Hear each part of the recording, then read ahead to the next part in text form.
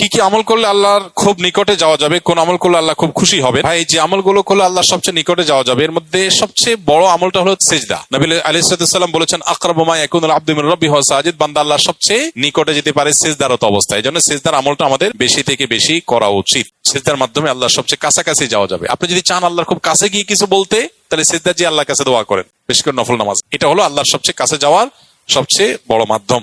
আর কোন আমল করলে আল্লাহ খুব বেশি খুশি হন বা সবচেয়ে বেশি খুশি হন, এটা আসলে আপেক্ষিক। নবী করিম সাল্লাল্লাহু আলাইহি সাল্লামকে একই প্রশ্ন করা হলে তিনি কাউকে বলেছেন আউয়াল ওয়াক্তে নামাজ পড়া, কাউকে বলেছেন যে আমল নিয়মিত করা হয় সেটা সবচেয়ে আল্লাহর প্রিয় আমল। তো এটা আপেক্ষিক।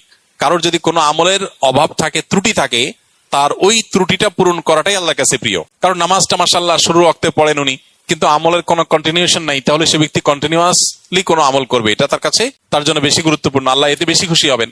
কারণ হয়তো মাশাআল্লাহ নামাজ ভালো আছে, এটা ভালো আছে, কিন্তু সালাম দেওয়ার অভ্যাস নাই, তো সে সালামের অভ্যাসটা বেশি করবে। আর এর বাইরে আল্লাহর পছন্দনীয় কাজের তালিকা, এটা নিয়ে আমাদের একটা ভিডিও আছে ইউটিউবে, সেটা দেখতে পারেন। সেখানে আমরা কোরআনে এবং হাদিসে ইন্নাল্লাহা ইউহিব্বু বলে যে সমস্ত, এই শিরোনামে যে সমস্ত আমলের কথা বলা আছে, আল্লাহ তাআলা অমুককে পছন্দ করেন, অমুক কাজ পছন্দ করেন, এই তালিকাটাকে নিয়ে আমরা একটা বক্তব্য দিয়েছি, সেটা ইউটিউবে আছে। সেটা ফলো করলে, অনুসরণ করলে আল্লাহর ভালোবাসা আর আল্লাহর পছন্দের আমলগুলোর তালিকা আপনি জানতে পারবেন।